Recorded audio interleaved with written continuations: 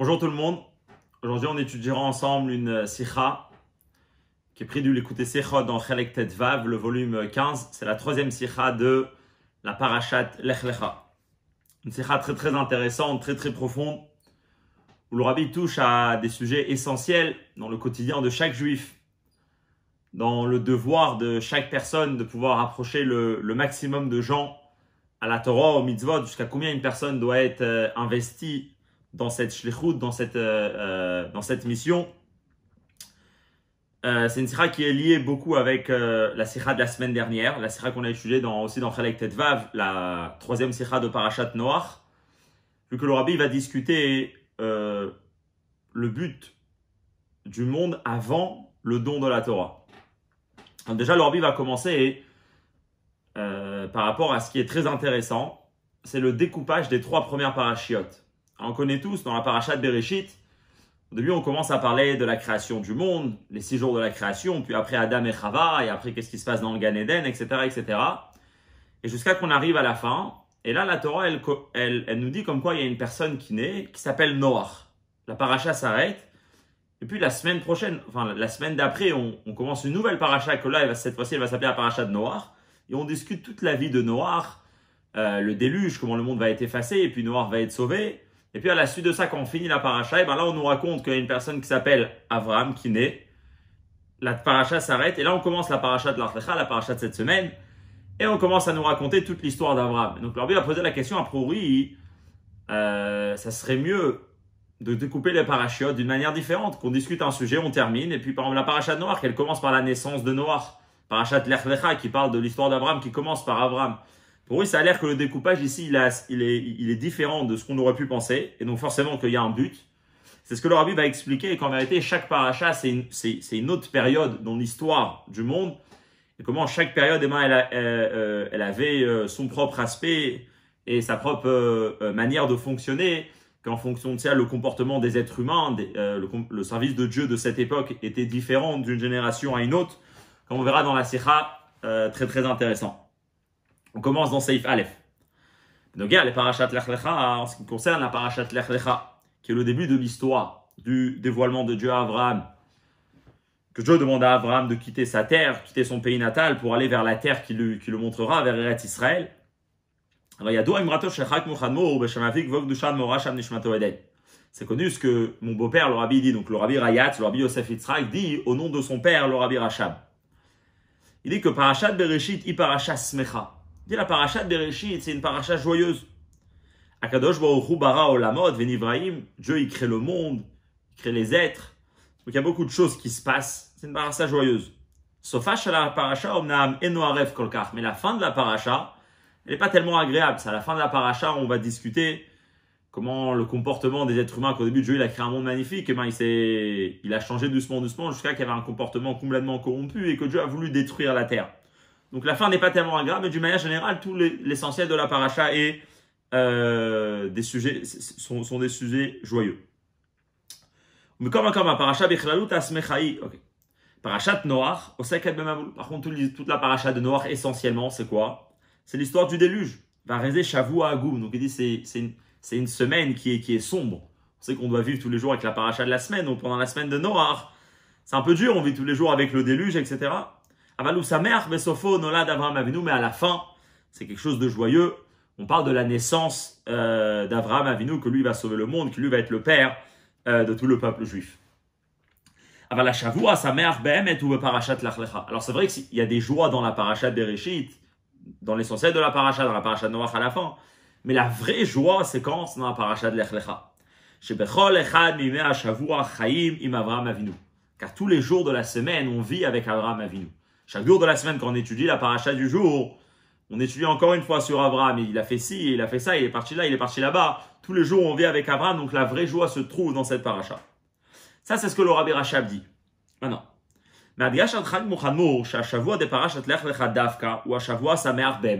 du fait que le rabbi Rayat, il précise que c'est spécialement dans la paracha de Lech Lecha qu'on peut trouver une vraie joie. Nikar, donc on voit bien, hein, שאפילו סוף השבוע של פרשת נוח, כשמדובר אודות לידת אברהם, עדיין אין בו עניין השמחה לאמיתתו כמו בשבוע של לך לך. Donc on comprend bien que malgré que la joie de Parashat Lech Lecha c'est lié avec Abraham, et a priori Abraham, on en parle déjà dans la Parashat de Noach, et bien quand même. Le Rabbi Rayat, il précise, la vraie joie, c'est quoi? C'est pas dans la Parashat de Noach, c'est dans la Parashat Lech Lecha. Donc on comprend que malgré qu'on parle d'Abraham, ben quand même, là-bas c'est pas vraiment joyeux. Et pourquoi? C'est a priori le sujet essentiel qui nous réjouit, c'est l'histoire d'Abraham, déjà dans la Parashat de Noach. Alors la raison au sens simple, et puisque tout ce qui se trouve dans la même paracha, c'est sûr qu'il y a un lien, les choses ont un lien l'une avec l'autre.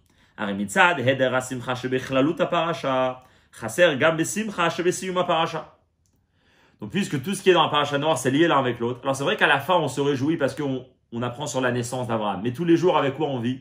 On vit avec ça que Dieu il était énervé contre le monde, que Dieu va effacer le monde, etc. etc. Donc c'est dur de se réjouir, même si à la fin c'est joyeux, quand toute la semaine on a vécu avec quelque chose qui est sombre, comme les mots du Rabbi Rayat, on parle du déluge. Donc c'est pas là-bas qu'il y a la vraie joie, même qu'on parle des choses joyeuses, le reste de la paracha joue sur la joie de la fin de la paracha. Et donc ça va être la même chose par rapport à la paracha de Bereshit. C'est vrai que d'une manière générale, les sujets qui sont discutés dans la paracha de Bereshit, c'est des sujets positifs, des sujets joyeux. Vu que la fin de la paracha n'est pas tellement agréable, mais automatiquement, la vraie joie manque dans tout. Une joie complète ne peut pas être dans tout le début de la paracha, vu qu'à la fin, on finit avec quelque chose de pas tellement agréable. C'est où vraiment qu'on pourra dire qu'on a vraiment une joie grande quand on étudie tous les jours la paracha? C'est quand on va arriver à la paracha de Lech Lecha, vu que toute la paracha elle va discuter uniquement les sujets d'Abraham Avinu, qui sont des sujets positifs, des sujets joyeux. Et donc là, le Rabbi va poser la question, mais ça, il faut comprendre. Vu que l'essentiel de la paracha de Bereshit, c'est une paracha qui est joyeuse. C'est à la fin qu'il y a des sujets négatifs qui vont être en vérité les sujets qui appartiennent au déluge, la paracha de Noach, ouais.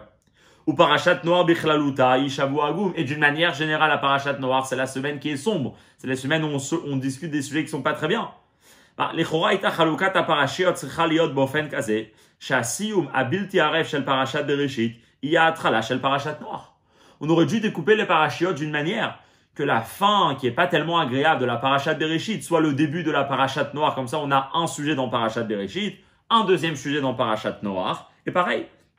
Vesofa samer shel parashat Noach, qui est les dates Avraham Avinu, yetrilata shel parashat Lech Lecha. Et que la fin de la parashat Noach, qui discute déjà des sujets joyeux, qui sont l'histoire d'Avraham Avinu, on la commence au début de la parashat Lech Lecha, et comme ça, chaque parasha est un contenu en soi, et comme ça, on comprend bien le découpage des parachiotes. Mais pourtant, c'est pas ce qui a été fait, ouais.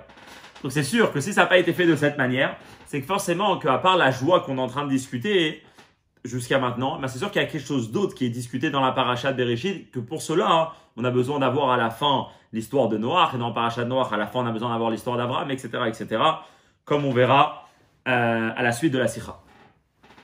Donc là, l'outabio basé, et donc l'explication de tout ça, c'est la suivante. Il y a deux assez connus. Chez Mizman Avraham Avinu, Asher Hailui, Shel Parashat Lech Lecha Hu, Kanal, Shebechol Echad Mimei Hashavua Chaim Avraham Avinu. Alors, comme on a dit, c'est quoi la Parashat Lech Lecha, vu qu'on va essayer de comprendre quel est le contenu général de la Parashat Lech Lecha? C'est que chaque jour, on vit avec Avraham Avinu. Alors, qu'est-ce qu'il y a de spécial avec Avraham Avinu? Bien sûr, il y a énormément de choses.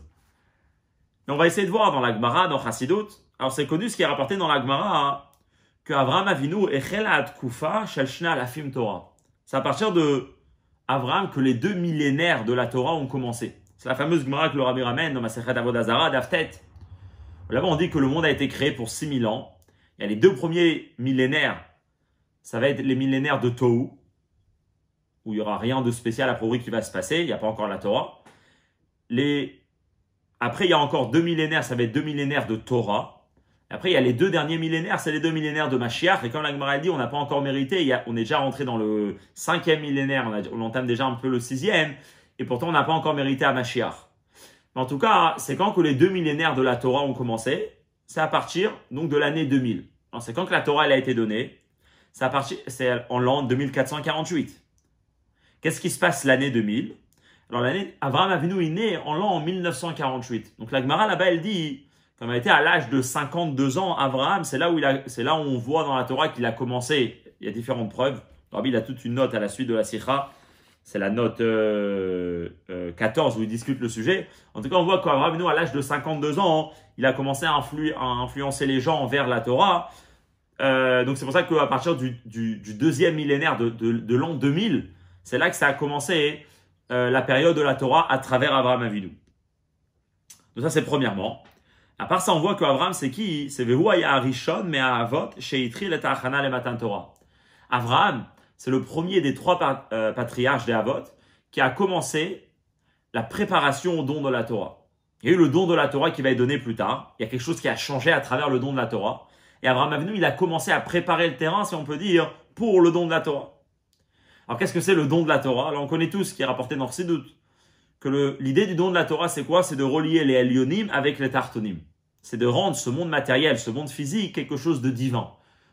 Et de vraiment faire que le divin et ce monde matériel, que le Elyon et le Tarton, ils deviennent un. Ou dans les mots qui sont rapportés dans le Midrash, que Dieu, il a créé le monde à la base parce que Nitava Kadosh Baruch Hu, Liotlo Dira Betartonim, Dieu, il a eu envie d'avoir une maison dans ce monde. C'est la même façon que personne dans une maison se sent à l'aise, c'est là-bas où il est vraiment qui il est, c'est chez lui à la maison. Mais pareil, Dieu, il voulait être vraiment qui il est, donc le niveau le plus profond de Dieu, dans ce monde dans lequel les êtres humains comme nous, on vit. Et ça, c'est le but pourquoi la Torah elle a été donnée, parce que la Torah, c'est la manière comment on réussit à concrétiser cette union entre le Elyon et le Tarton. Alors ça a commencé à partir du don de la Torah. Avraham, dans sa vie, il a commencé à préparer le terrain pour l'union de Elyon et Tarton. Puisque le don de la Torah, c'est quoi? C'est faire l'unification entre le Elyon et le Tarton, entre les choses supérieures, donc les créatures supérieures avec les créatures inférieures. Mistaber, donc c'est bien logique de dire que donc si on va venir essayer de définir quel est le contenu de la parashat Lech Lecha, que c'est quoi la parashat Lech Lecha? C'est la vie d'Avraham Avinu, ce qui n'existait pas dans les deux parachiotes d'avant. Forcément que la parashat Lech Lecha, qui est liée avec Avraham Avinu, c'est forcément que dans la parashat Lech Lecha, on pourra retrouver cette idée-là de l'unification qu'il y a entre les Elyonim et les Tartonim. Vu que la parashat Lech Lecha, c'est Abraham, et Abraham, toute son idée, c'est quoi? C'est de préparer le monde à Matan Torah, qui est le Chibur Elyonim et Tartonim. Donc pour l'instant, c'est que des mots, on n'a pas encore d'explication, mais ça va être justement tout le but de la Sikha, à partir du Seif Gimel, de bien expliquer qu'est-ce qu'on veut dire quand on dit Elyonim et Tartonim, etc. Mais déjà, on sait déjà vers où on veut aller. Le but de parashat Lech Lecha, c'est pas juste Abraham. Alors, bien sûr, c'est Abraham, mais donc c'est justement l'idée de Elyonim et Tartonim, l'union qui s'est créée entre les deux. Si ça, c'est l'idée de parashat Lech Lecha, on comprend très bien maintenant pourquoi parashat Lech Lecha, c'est la troisième parasha. Yeshlo il faut dire, chez Zeu Gama Biur Bazé, chez parashat Lech Lecha, il y a parasha al Ashlishit, al derech Orian Telitai, parce que Kav Ashlishi Aimtsai Amechaber Elyonim Im Tartonim. C'est quoi le chiffre 3? Le chiffre 3, il est lié beaucoup avec la Torah. On sait très bien ce que la Gemara nous dit, comme le Rabbi ramène, que la Torah est liée avec le chiffre 3. Il y a dans la Torah, il y a Torah Nevim Tovim qui a été donné dans le troisième mois, le mois de Sivan, à un peuple qui est 3, Kohanim, Levim, Israël. Mais en tout cas, la Torah elle est beaucoup liée avec le chiffre 3. Et après, la Chassidut, on explique. Parce que vu que la Torah, c'est de relier le Elyon avec le Tarton, le Elyon c'est 1, le Tarton c'est 2, donc on a besoin du 3 qui est la Torah, qui va relier les trois ensemble. Et ça, c'est pourquoi la parashat Lech Lecha, c'est le chiffre 3. Et c'est d'ailleurs pourquoi la parashat Bereshit, ça va être le chiffre 1, chiffre 2 et chiffre 3, comme le Rabbi dit maintenant. C'est-à-dire, chez parashat Bereshit, la parashat de Bereshit, qui est la parashat Rishona, c'est la première parashat, Toch Nabriat Haolam, Shenivra Bida Kadosh Baruch Hu Elyonim. Alors ça, c'est lié avec la sikha qu'on a appris la semaine dernière. Tout le contenu de la première parashat Bereshit, c'est la création du monde par Dieu. Donc la parashat Bereshit, elle représente une période qui est Elyon, qui dépend surtout de quoi? Du Créateur. Comme c'est expliqué longuement dans la parasha, dans la sikha là-bas.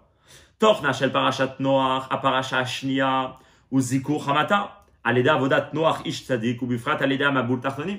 Quand on arrive à la deuxième parasha, la parashat Noach, alors là on va surtout parler pas d'un monde qui est représenté par l'aspect de Elyon, mais un monde qui est représenté par l'aspect du Tarton, qui est justement pour la paracha de Noach, dans laquelle on parle le déluge, que toute l'idée du déluge, c'est de dévoiler comment le Tarton lui-même peut s'élever, peut se rapprocher de Dieu. Comme on l'avait discuté, le long exemple avec l'arc-en-ciel, comment ça se fait que l'arc-en-ciel vient spécialement après le déluge? Parce que l'arc-en-ciel, c'est l'idée des nuages qui s'élèvent de la terre par l'évaporation de l'eau, etc., qui s'élèvent pour recevoir la lumière du soleil, la lumière de Dieu. Donc on a la première paracha qui est l'idée du Elion. On a la deuxième paracha qui est l'idée du Tarton.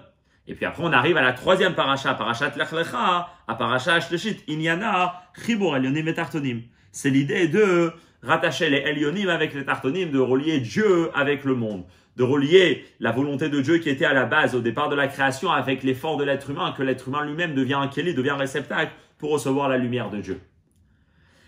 D'après cette idée-là, on pourra bien comprendre comment les parachiotes ils ont été découpés. Valpisé d'après ça, Yuvanatam chez parachat Noach potachat bepasuk ele toldot Noach Noach ish tzadik gomer mipnei shekan matril hakatuv la'asok beinyane Noach shebaou al yedei avodato toldotem shel tzadikim ma'asim tovim.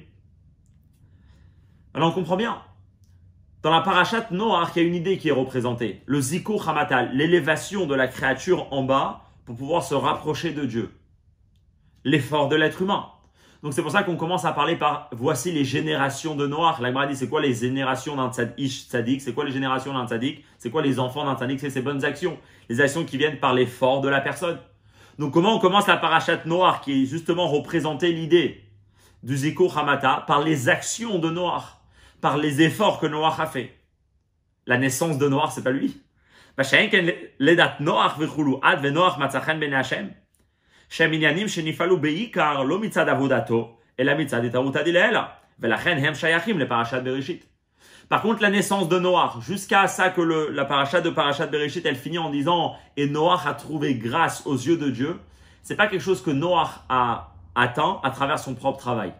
Le Rabbi note ici, il y a toute une sikha dans Chelek Yud, elle est citée dans la note 12, dans Cheleke, dans la note 12 et dans la note 9, là-bas il dit que c'est quoi? Noach il a trouvé grâce aux yeux de Dieu. C'est-à-dire que pour lui, il était bon. Là-bas il explique, il dit que quand quelqu'un il trouve grâce aux yeux de l'autre, ça ne dépend pas de la personne qui a la grâce, mais ça dépend surtout de la personne qui l'apprécie. Comme on voit que des fois, il y a des personnes qui trouvent grâce chez un et pas chez l'autre. Donc ça ne dépend pas de mes propres valeurs, ça dépend surtout de la personne, comment elle me regarde. Donc pareil par rapport à Noach et Dieu. C'est Noach qui trouve grâce chez eux parce que Dieu a choisi de le prendre, pas forcément pour les propres valeurs et les propres efforts de Noach.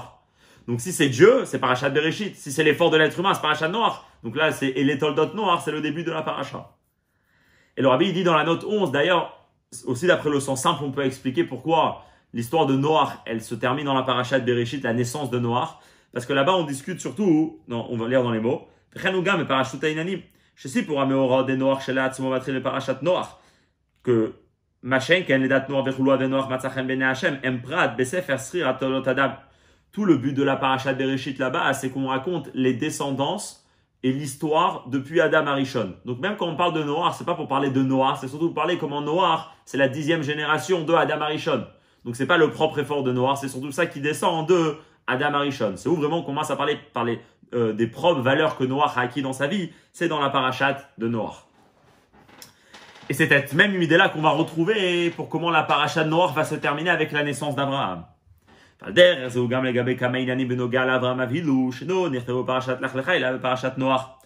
la même idée qu'on va retrouver par rapport à certaines histoires d'Abraham Avinu, qu'à partir de quand on commence à parler d'Abraham Avinu dans la parachat Lech Lecha, c'est quand Abraham Avinu il aura l'âge de 75 ans et qu'il va quitter la terre de Haran. Mais tout ce qui est avant ça, jusqu'à 75 ans, tout est discuté où? Dans la parachat Noach, en allusion en tout cas. Pourquoi? Shatam lazeu, les fiches avodat achana le matan Torah shel Avraham Avinu, qui est chibur elyonim et tartonim, itrila rak vele achare atzivuy lech lecha gomer keshiyatza Avraham mecharan el Eretz Israël. C'est très simple. L'idée de parachat Lech Lecha, c'est de discuter comment Avraham a fait le travail de chibur elyonim et tartonim. Comment Abraham a relié les niveaux les plus spirituels avec les niveaux les plus matériels. Maintenant, ça c'est l'idée de Parashat Lech Lecha. Ça c'est l'idée de la troisième paracha. Abraham Avinu a commencé ce travail uniquement une fois qu'il a quitté Haran pour aller en Eretz Israël. Toute la vie d'Avraham Avinu avant ça, elle n'est pas liée avec cette mission-là de Chibour, Elyonim et Tartonim. Donc c'est pour ça que, comme il dit dans les mots Machenken, les dates Avraham Avinu, Vinyane Avoda Shelo Ad Lech Lecha, Em Beikar Hemshech Ugmar Vesiyum Zikuch Valat Tartonim, Shetrilata Ba'avodato Shel Noach Ish Tzadik. Tout ce qui est discuté dans la parashat Noach, qui est donc sa naissance, jusqu'à l'âge de 75 ans quand il va quitter Haran, c'est pas le travail d'Avraham pour pouvoir relier le Elyon avec le Tarton, mais c'est surtout Avraham, comment il appartient à Noach. Comment Avraham il appartient à la parashat Noach, c'est surtout le travail d'Avraham qui est terminé, l'élévation du bas, la préparation du Tarton, pour pouvoir après faire l'union entre le Elyon et le Tarton. Et donc c'est pour ça que l'histoire d'Avraham commence, que la troisième paracha, qui est l'histoire de Avraham avec sa mission de Chibur Elyonim et Tartonim, commence à partir de Lech Lecha, parce que c'est uniquement à partir de ce moment-là qu'il a commencé à faire cette mission.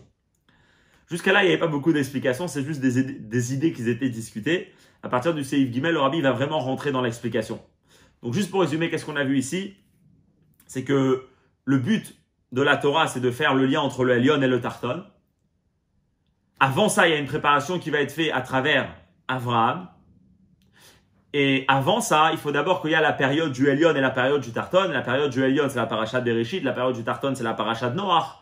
Et même Avraham, dans sa propre vie, il a jusqu'à 75 ans et qui fait partie, si on peut dire, du même travail de Noach qui est travailler les choses basses pour les préparer à ce qu'Avraham va faire uniquement à partir de Lech Lecha, qui est relié le Elyon avec le Tarton. Et là maintenant on va expliquer. כדי להבין את השייכות של לך לך למתן תורה, שדווקא אחרי לך לך התחיל אצל אברהם אבינו סדר העבודה של הכנה למתן תורה. Pour réussir à comprendre c'est quoi le lien de Lech Lecha avec le don de la Torah, que c'est spécialement à partir de Lech Lecha, à partir qu'Abraham il a quitté Haran pour aller en Eretz Israël, qu'il a commencé cette mission-là de préparer le monde à l'unification des niveaux les plus supérieurs avec les niveaux les plus inférieurs. Alors pour comprendre ça, Yesh Levaer, Trila et Divra Midrash. Il faudra d'abord s'interroger sur ce que le Midrash dit. Amekasher et Inyan vayomer Hashem el Avraham lech lecha, imanagat Avraham levakesh rachamim, afilu avur chotim, k'anshe sedom, shelo kenoach, shelo bikesh rachmim al dor amaboul. Midrash c'est intéressant. Comme le Rabbi ramène en bas dans la note 15, 3 endroits dans le Midrash, où quand on nous raconte l'ordre de Dieu à Avraham, vas-y, quitte ton pays pour aller en Eretz Israël, eh ben, on relie à chaque fois cette idée-là avec une autre histoire qui s'est passée dans la vie d'Avraham. Quand Avraham va prier pour les gens de Sédom. On connaît tous l'histoire dans la parasha de Vayera où les gens de Sédom vont avoir un comportement qui était très très bas, complètement corrompu, et Dieu il va décider de les exterminer. Et là, Avraham, quand il apprend ça, il va prier. Et la Torah nous raconte longuement comment Avraham il va demander, et peut-être que il y a 50 tzadikim, peut-être il y a 45, 40, 30, il prie longuement pour essayer de sauver les gens de Sédom. Maintenant, souvent le Midrash il relie cette histoire avec Vayomer Hashem el Avraham lech lecha. On est comme si lech lecha est lié avec cette idée-là de Avraham. Alors juste c'est intéressant parce que ce comportement d'Avraham, on le retrouve spécialement chez Avraham, on ne le retrouve pas chez Noach. On sait que Noach aussi, il était face à une situation où le monde devait être exterminé, les gens du déluge. Et Dieu, il a prévenu que le monde va être exterminé. Et pourtant, on ne voit pas que Noach, il va prier à Dieu pour sauver sa génération. Avraham, quand il est au courant qu'il y a des gens qui se trouvent tartonnes, qui se trouvent très très bas, il va prier pour eux. Noach, il est au courant de ça, qu'il y a des gens qui sont très très bas, il est conscient. Et pourtant, comme c'est rapporté longuement dans le Zohar, Noach, il ne va pas prier pour eux. Ok. Les Chora et le Mouvan a priori dans toute cette idée-là, on ne comprend pas. Bakashat harachamim shel Avraham avinu al anshe Sedom lo haita ela sheinatzlu bischut hatzadikim shola imatzu sham. Quand Avraham il vient pour prier pour les gens de Sodome, comment ça se passe? Il dit pas à Dieu sauve-les parce qu'il faut les sauver, c'est des êtres humains, il y a du bien à l'intérieur de non. Il dit puisque peut-être il y a des tzadikim et donc par le mérite des tzadikim qui se trouvent dans la ville, ne détruit pas toute la ville entière. Ça c'est la manière comment la prière d'Avraham fonctionne. Grâce aux tzadikim, on va sauver ceux qui ont fauté, ceux qui se trouvent très très bas. Et d'ailleurs, le Zohar, sur ce comportement, il dit qu'Avraham, il ne s'est pas très bien comporté. Ou que des Ital Ken Bezohar, le Zohar rapporte, chez Kevan Shebikesh Aleem Rak Bischut Atzadikim, Inelo Avat Rulu que des Kayaout, on lit la parenthèse, ou Beshamo Shem Sham Atzarat Tzadikim Azaylo Bae Rachame, ou de l'eau que Moshe Rabbeinu Shemasan Nafsho Gamavurose Egel. Le Zohar, il nous dit qu'il y a une troisième personne qui a fait face à une histoire où il y avait des gens qui se trouvaient dans un niveau très très bas et on devait prier pour les sauver. C'est Moshe Rabbeinu. Moshe Rabbeinu, les Juifs, ils sortent d'Égypte, ils reçoivent la Torah et au pied du don de la Torah, le pied où ils ont vu Dieu, eh ben, ils vont faire de l'idolâtrie. Un comportement très très bas. Donc on a Noach, on a Abraham, on a Moshe Rabbeinu. Moshe Rabbeinu lui-même, donc quand ça arrive ce comportement-là, et Dieu encore une fois, il met une punition de mort sur les Juifs, ben là, Moshe, il va prier pour ceux qui ont fait le veau d'or. Moshe, il va pas dire sauve-les par le mérite des tzadikim, mais vu que s'il y a des tzadikim ou pas, Moshe, il prie pour eux. Il dit, Moshe, il va mettre sa vie en danger, comme on verra, pour sauver ceux qui ont fauté. Donc le Midrash, il dit, Abraham, il s'est pas bien comporté. Parce qu'Abraham, il n'aurait pas dû prier à Dieu, pour que pour les mérites des tzadikim, on sauve ceux qui ont fauté. Non, il aurait dû prier pour eux. D'ailleurs, Moshe Rabbeinu, c'est ce qu'il a fait. Il a prié pour ceux qui ont fauté et ils ont été sauvés. Moshe Rabbeinu, il aurait pu dire, sauve les Juifs grâce au mérite de Lévi, toute la tribu de Lévi qu'ils n'ont pas fauté, grâce aux femmes qu'ils n'ont pas fauté. Non, Moshe, il prie pour ceux qui ont fait le veau d'or. Eux doivent être sauvés par leur propre mérite. Donc le Zohar dit qu'Abraham, il n'a pas adopté ce comportement. Donc la question, c'est qu'à priori, l'histoire de ces hommes, c'est vrai qu'Abraham, on voit qu'il a eu la pitié sur eux, mais c'était pas un comportement qui était au niveau d'Abraham. Veimken, et donc, Maou godel ailouy d'anagazo levakesh rachamim alasdomim bischut atzadikim ad lekishur davarze imainyan delech lecha shebo echela achana le matan Torah. Donc comment ça se fait que le Midrash, quand on parle que Dieu demande à Abraham de quitter sa terre, que ici on est justement en train de parler de la grandeur d'Abraham, et en particulier d'après ce qu'on vient de dire, que Vayomer Hashem el Abraham elech lecha, c'est le début du travail d'Abraham Avinu, de pouvoir relier le Elyon avec le Tarton. Comment ça se fait que c'est à ce moment-là qu'on trouve le besoin de parler d'un comportement d'Abraham qui a priori n'était pas à un bon niveau? C'est à ce moment-là qu'on trouve le besoin de parler de l'histoire qu'Abraham, il va prier pour des gens qui c'était des fauteurs, mais il va pas bien prier parce qu'il va prier que par le mérite des tzadikim. Il va pas prier pour les sauver à eux. Forcément que si le Midrash, il nous ramène ça au début de la parashat Lech Lecha, qui est l'histoire de la préparation à la Chana de Matan Torah, c'est que Abraham, et comme on verra même Noach, c'est pas que se sont mal comportés, mais c'est que chacun vivait dans une période différente. Et en fonction de la période dans laquelle ils vivaient, ben c'est ce qui va faire que leur comportement était de la manière qu'on vient de décrire. Noach, qui n'a pas du tout prié, Abraham, qui prie, mais que pour le mérite des tzadikim, que ce mérite-là sauve les fauteurs, et puis Moshe Rabbeinu, que lui, il vient et il arrive à prier juste pour ceux qui ont fauté par leur propre mérite, si on peut dire, et il réussit. Qu'est-ce qui s'est passé?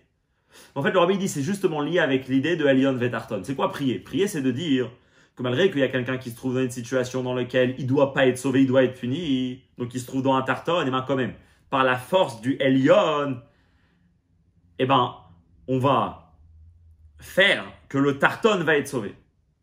On va faire que le Tarton, il va rester. En fait, prier pour les Tartonis, pour ceux qui se trouvent en bas, c'est relier le Elyon avec le Tarton. Et il y a, dans l'époque de Noach, comment le lien était entre les deux. Il y a l'époque de Abraham et il y a l'époque de Moshe Rabbeinu, comme on voit dans les mots. Ma'azbara basé l'explication dans ça. Puisque l'union des niveaux célestes avec les niveaux terrestres, concrètement, c'est fait quand? Uniquement à partir du don de la Torah. Et Abraham, il est uniquement dans une période dans laquelle on se prépare à cette union. Mais il n'y a pas vraiment un Tarton qu'à l'intérieur de lui se trouve Dieu. C'est pour ça que quand il vient pour prier pour les gens de Sdom, qui se trouvent dans un niveau Tarton, dans un niveau très très bas, il ne peut pas prier pour leur propre mérite. Il n'y a pas un Elyon qui se trouve à l'intérieur, il n'y a pas une union très forte entre le Elyon pour dire que le Elyon se trouve, donc le bon se trouve à l'intérieur du mal pour réussir à sauver des choses mauvaises. La seule chose qu'on peut faire, c'est qu'im bisrut tzadikim. C'est prier que le mérite des tzadikim puisse sauver les gens qui se trouvent dans le Tarton. Klomar, c'est-à-dire, Gimel Anagot Anal Shel Noach, ces trois comportements-là de Noach, Abraham ou Moïse Rabbeinu, Hembeetem les Gimel Atkufal Anal, Aleph Kodam Achana le Matan Torah. En vérité, les trois c'est ni Abraham ni Noach qui se sont mal comportés, et les trois comportements ils sont liés avec les trois périodes dans lesquelles on se trouvait. Il y a la période qui est Kodem Achana le Matan Torah, avant la préparation à Matan Torah, ça c'est Noach. Bet Achana le Matan Torah, la préparation à Matan Torah, ça c'est Abraham. Gimel Matan Torah, ça c'est Moshe Rabbeinu. Quand on est dans la période qui est avant la préparation au don de la Torah. Puisqu'il n'y a aucun lien entre les choses élevées, les choses raffinées et les choses basses, donc entre le tzadikim et les reshaïm, entre le Dieu et le monde. Alken, lo itpalel Noach klal avuldor amabul avimidi. C'est pour ça que Noach il va pas prier pour les gens de sa génération, parce que prier c'est agir le Elyon, les niveaux supérieurs qui vont venir et rentrer dans le Tarton. Mais avant ça, il n'y a pas du tout de lien, donc Noach il peut pas prier pour les gens qui se trouvent très très bas. Bitkouf, on est déjà dans la deuxième période. Sheba, Yitrila, Chana, Lechibur, Elyonim et Tartanim, dans lesquels on commence déjà la préparation à relier les deux. Donc il y a un premier contact qui se crée. Itpalel Abraham, Alas, Domim, Bisrou, Tzadikim. Donc on peut déjà prier pour les gens qui se trouvent en bas grâce au mérite des tzadikim. Donc le tzadik, le Elyon, il joue sur le tarton. Ou Bitkoufa, Shlishit, mais après on arrive à une troisième période qui est la Matan Torah, après que la Torah a déjà été donnée. Après qu'il y a eu Chibur, Elyonim et Tartanim, après qu'on a réussi à faire une union totale entre le Elyon et le tarton. Et la Masar Rabbeinu Nafsho, Masar Moshe Rabbeinu Nafsho, Avurose a Egel Mitzadatma Melorak Bisrou Tzadikim. Alors là, Moshe, il peut réussir à donner toute sa vie pour que les gens qui ont fait le veau d'or, les gens qui se trouvent dans le Tarton, eux-mêmes, ils vont être sauvés, pas par un autre mérite des grands-parents, etc., mais juste par leur propre mérite, parce que eux, ils le doivent, parce qu'à l'intérieur de eux, il y a quelque chose de bien, à l'intérieur de eux, il y a le Elyon. Ok, ça c'est tout ce qu'on a vu jusqu'à maintenant. Tout ce qu'on a vu jusqu'à maintenant, encore une fois, c'est des points. On a compris qu'il y a la parashat Bereshit, ça c'est le Elyon, parashat Noach c'est le Tarton, parashat Lach Lecha c'est la préparation au don de la Torah. Et puis après on a vu qu'en vérité il y a encore une quatrième étape qui est l'étape du don de la Torah. Et ça c'est l'étape de Moshe Rabbeinu. On a vu trois comportements, un comportement de Noach, un comportement de Abraham et un troisième comportement de Moshe Rabbeinu par rapport aux liens qu'ils vont avoir avec les gens qui sont très très bas de leur génération. Comment c'est un lien qui est en train d'évoluer entre le Elyon et le Tarton.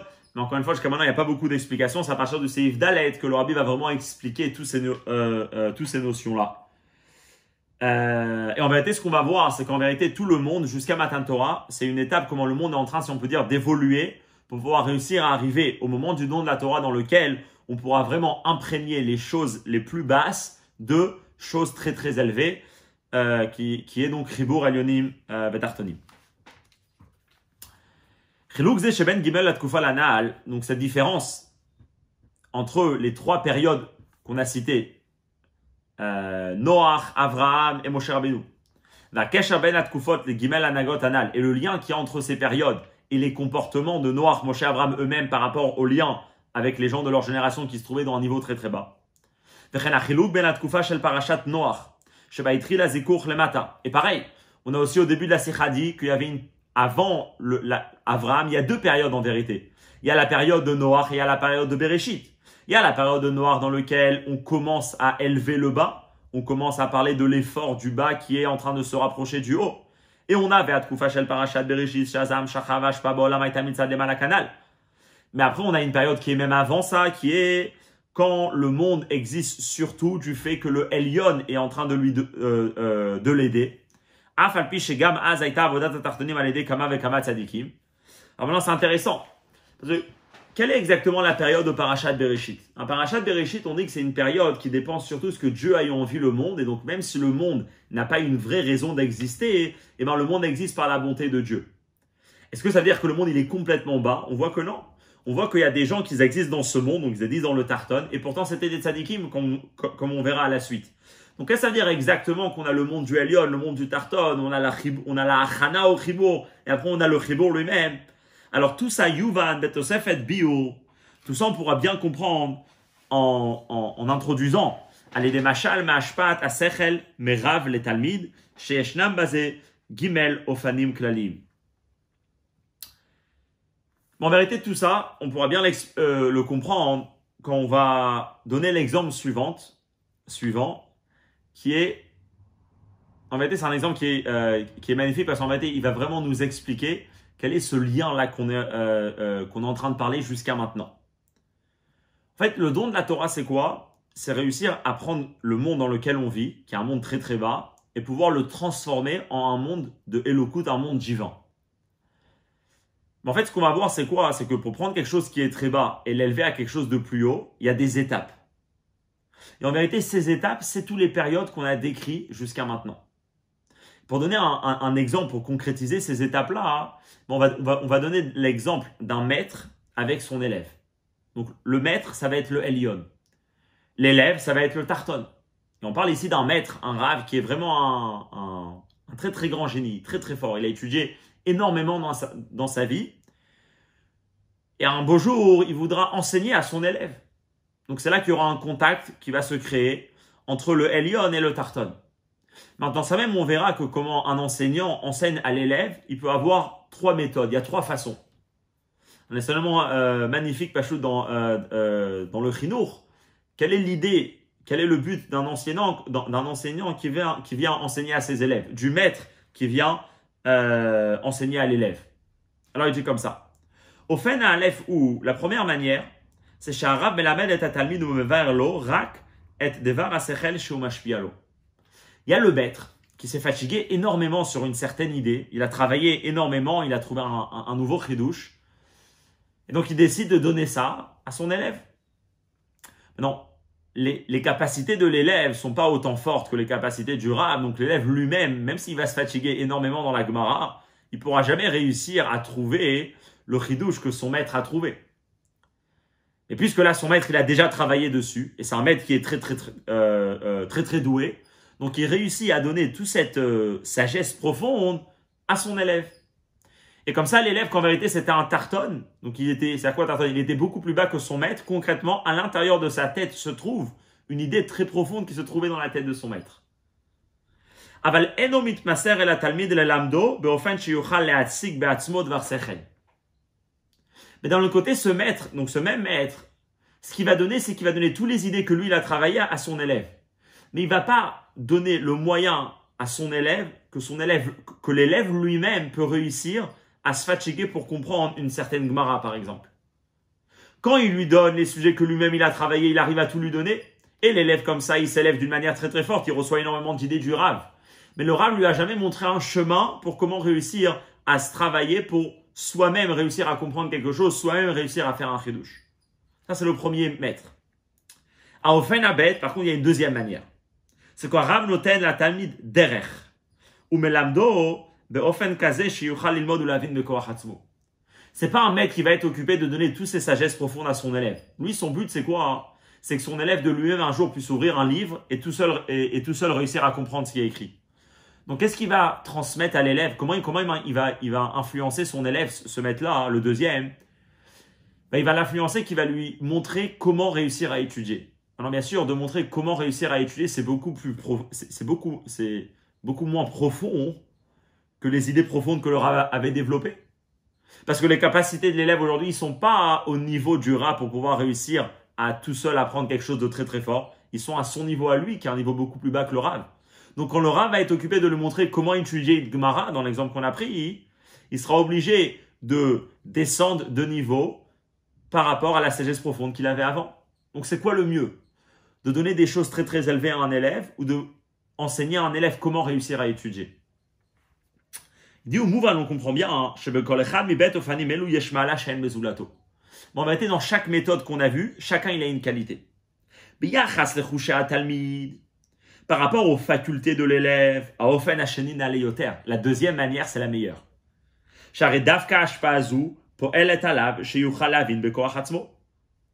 Parce que c'est la deuxième manière qui permet à l'élève de pouvoir lui-même réussir à comprendre. Pouvoir lui-même réussir à se fatiguer pour saisir des idées que le Rav n'a plus besoin de lui enseigner. En d'autres mots, c'est Dafka la deuxième manière qui permet à l'élève d'être indépendant, de lui-même réussir à trouver à l'intérieur de lui les capacités intellectuelles pour pouvoir comprendre certaines choses. Donc par rapport à l'élève, par rapport à ses capacités, dans la deuxième méthode, le maître a développé d'une manière beaucoup plus profonde les capacités de l'élève. Mais si on essaye de comprendre, ok, mais qu'est-ce qui se passe à l'intérieur de la tête de cet élève? Est-ce que cet élève il s'est complètement déconnecté du niveau qu'il était avant? Dans la deuxième méthode, pas vraiment. Il a changé, il a amélioré. Mais il n'est pas parti très très loin. Par contre, dans la première méthode, l'élève, il a complètement changé de niveau. Il a réussi à comprendre des sujets très très profonds que le Rav lui-même, que uniquement le Rav a réussi à développer. Donc, Imash Atalmin Mevin Bekoachatz, moi, les déjà Sharav Limno Ketzad Lavin, ou Rak Asagaktana, Berech la Sechel, Sharav, Mashmialo. Tout ce que l'élève, dans la deuxième méthode, va réussir à développer, ça va être jamais au même niveau que les sagesses que son maître va lui donner. Parce que le maître va tout le temps être plus fort que l'élève. Donc, quand le maître va lui donner certaines choses, pas lui montrer comment étudier, mais il va lui dire les choses sur lesquelles lui-même il s'est fatigué, il va donner énormément à cet élève. Donc, c'est quoi le mieux? La première méthode ou la deuxième? On voit que chacun il a une qualité. Alors, bien sûr, c'est quoi le mieux? Le mieux, c'est l'union des deux. C'est la troisième manière. Il y a une troisième manière qui est déjà, en fait, qui va être composée des deux. C'est-à-dire,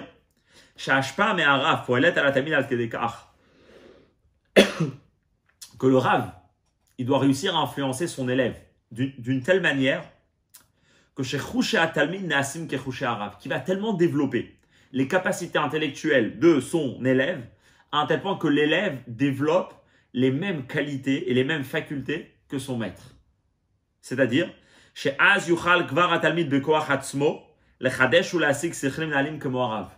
de réussir à créer un élève que lui-même, de ses propres forces et de ses propres efforts, réussir à développer des sagesses autant profondes que le Rav arrive à développer.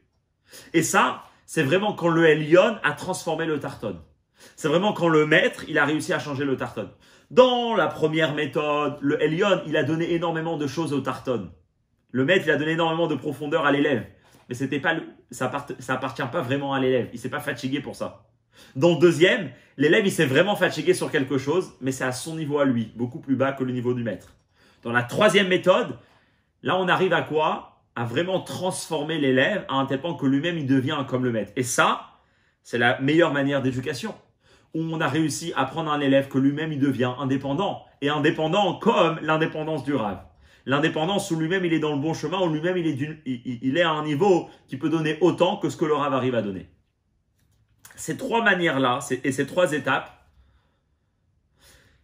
qui en vérité, trois étapes ces trois étapes dans comment former un élève, dans comment former une matière qui était basse et la devenir bien. Au début, on lui donne des choses très fortes. Après, on lui dit, bon, maintenant, c'est à ton tour de te mettre à l'intérieur et de réussir de trouver quelque chose. Et après, on fait travailler énormément dans les deux pour réussir à créer un Rav de cet élève.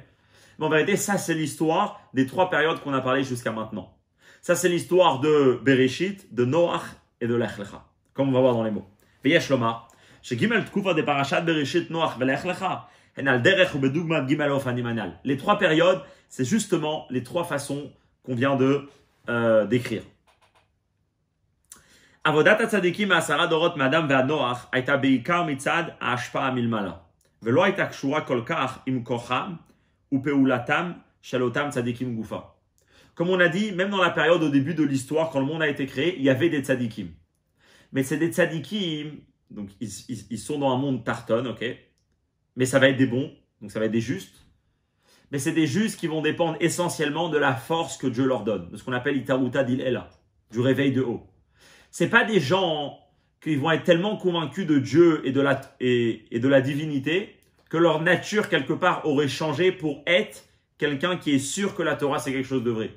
Pour être quelqu'un qui ne va pas du tout être influencé de toutes les idées que le monde a à proposer. C'est des tzadikim, mais des tzadikim qui dépendent essentiellement de la force qu'on leur donne. Donc c'est bien, parce qu'on leur donne une force d'en haut qui est très très forte. Mais le problème, il est qu'ils ne sont pas indépendants. Ils ont tout le temps besoin, ils ont constamment besoin de cette aide. Le jour où ils s'écartent un peu de cette aide, et le jour où ils se trouvent dans une situation dans laquelle il y a des confrontations à certaines difficultés, ben peut-être que là, comme ils vont s'éloigner de cette aide, ils n'auront plus la force de réussir à tenir. De la même manière que l'élève, tant qu'il est attaché à son Rav dans la première façon, c'est magnifique parce que le Rav lui donne énormément de sagesse profonde. Mais le jour où le Rav le quitte un peu, ou lui-même il quitte le Rav, eh ben, il n'a plus vraiment de force à l'intérieur. Et un exemple pour ça, on trouve exactement dans les 10 générations depuis Adam jusqu'à Noach. C'est l'exemple de Hanor. Hanor qui est un descendant de Shet, le père de Methuselah. C'est l'exemple concret de l'idée qu'on vient de dire. Ukegon Hanor. De'af al pi shetzadik haya. מבלי הבט על כך שחי בדור מושחת, שדבר זה מורה על גודל עבודתו שלא להתפעל ולהיות מושפע מבני דורו. Hanor, c'est une personne qui vivait à l'époque, pas très longtemps avant, quelques centaines d'années avant le déluge, où le monde était déjà dans un niveau très très bas. Et pourtant, lui, c'est écrit que c'était un tzaddik. Donc, c'est-à-dire que c'était une personne qui composait à l'intérieur de lui des forces très très fortes. Mais pourtant, comme c'est rapporté dans Rashi, Araya Kal Bedato le Arshia. C'était une personne que c'était très dangereux. Pourquoi? Parce que c'était très facile pour lui de pouvoir changer de comportement à un comportement mauvais. Malgré que c'était un très très grand sadique. Mais ça serait le chemin pour réussir à changer et à être influencé des gens de sa génération était pas très loin. Et c'est écrit que si Hanor aurait vécu encore un peu plus, Loaya Midgaber Od Alara, il n'aurait pas réussi à confronter le mal de sa génération. C'est pour ça qu'on trouve quelque chose de très spécial. Tous les gens, ils vivent 800, 900 ans avant le déluge. Hanor, il meurt à 300 et quelques années. Pourquoi? Il paraît que Dieu, il l'a enlevé. Pourquoi? Parce que s'il serait resté encore, malgré que c'était un tzaddik, il n'aurait pas pu réussir à tenir. Qu'est-ce qui se passe? C'est simple.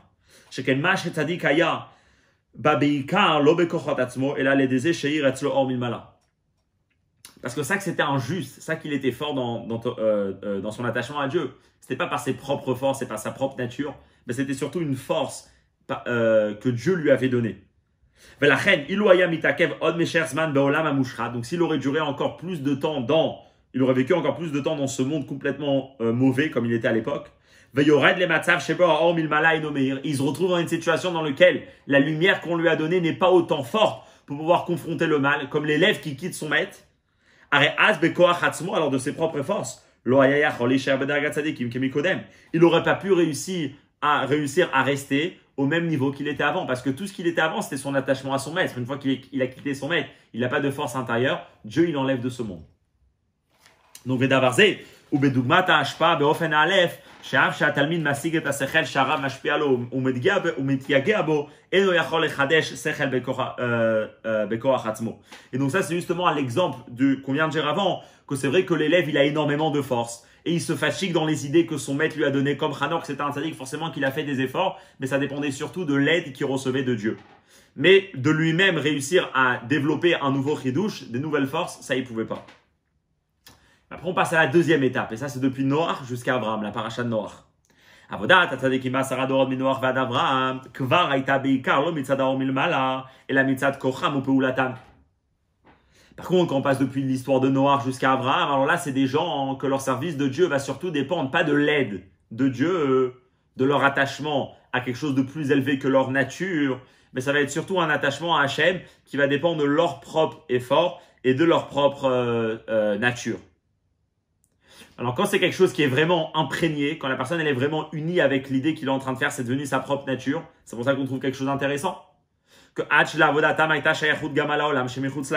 c'était des gens qu'ils avaient même une influence avec le monde qui est autour d'eux. Hanor, il n'avait aucune influence avec les gens autour, il était dangereux. C'est parce que s'il allait là-bas, il allait être lui-même influencé. Le monde était trop fort pour lui.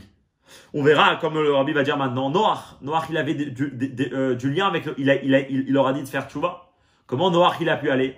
Parce que Noach il vivait justement dans cette période où on n'était pas très très haut, mais ce qu'on avait c'était les propres forces. Comme l'élève, que c'est vrai que il n'a pas la sagesse profonde de son maître, mais son maître a réussi à lui donner quelque chose que lui-même peut réussir à atteindre. Une fois que c'est lui-même, même si le monde est très très bas, il n'est pas influencé, parce que ce qu'il a c'est vraiment quelque chose qui lui appartient. Le niveau spirituel qu'il a, c'est vraiment devenu sa propre nature.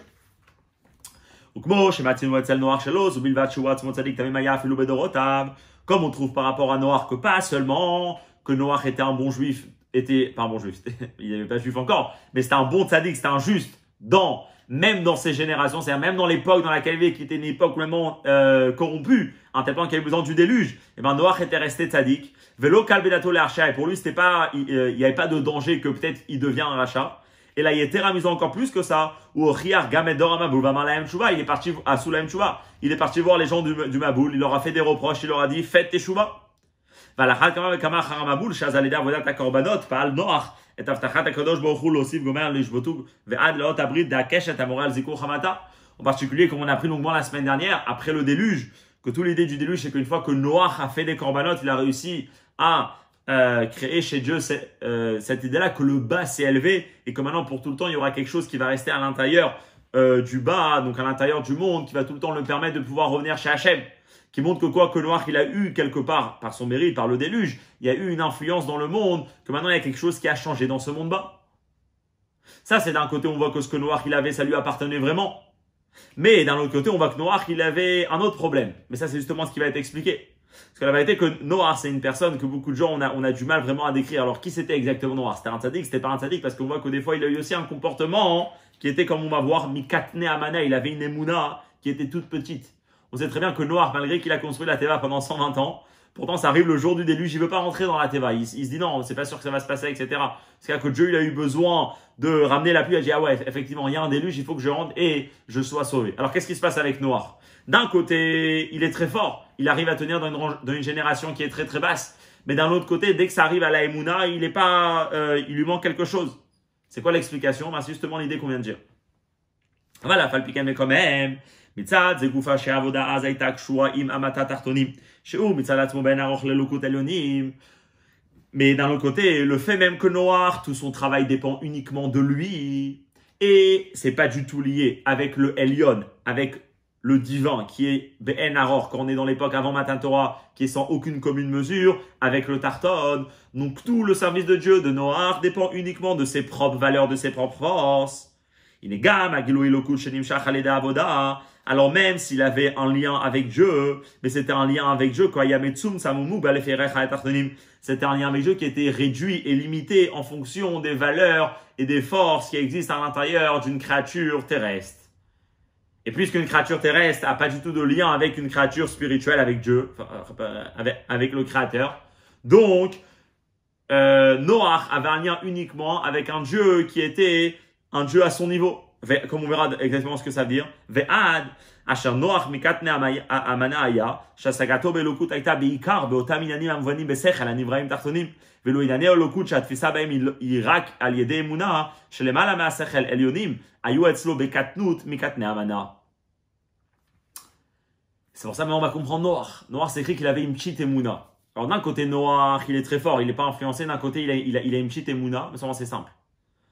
Noach, lui, c'est quelqu'un que tout son lien avec Dieu dépend uniquement de combien lui, il s'attache à Dieu. Donc Noach, il peut uniquement réussir à s'attacher avec un Dieu qui est logique. Parce que la logique, c'est la force la plus forte de la personne. Et plus que Noach, il a investi toutes ses forces dans le service de Dieu. Donc tant qu'on reste dans la logique, à ce moment-là, Noach, il peut réussir à tenir. C'est quoi la émouna? C'est quoi la croyance? C'est même si une personne ne comprend pas, même si une personne ne voit pas, mais il fait confiance. C'est pas quelque chose qui existe à l'intérieur de moi. C'est quelque chose qui me dépasse, c'est quelque chose qui transcende la conscience humaine. La émouna. Noach, il n'a pas d'émouna. Parce que Noach, il a une petite émouna. Parce qu'il vit dans une période dans laquelle le Dieu avec lequel il peut s'attacher, c'est uniquement un Dieu qui est à son niveau, un Dieu qui est complètement illimité, un Dieu qui est complètement plus haut que sa conscience. Il n'arrive pas. Donc sa émouna, elle est plus basse. De la même, et donc ça, c'est justement l'exemple de la deuxième étape de l'élève, que le niveau avec lequel il peut réussir à atteindre dans la sagesse, c'est uniquement un niveau que ses facultés peuvent le ramener. Mais la sagesse du Rav, qui est beaucoup plus profonde que la sienne, il n'arrive pas à atteindre. Donc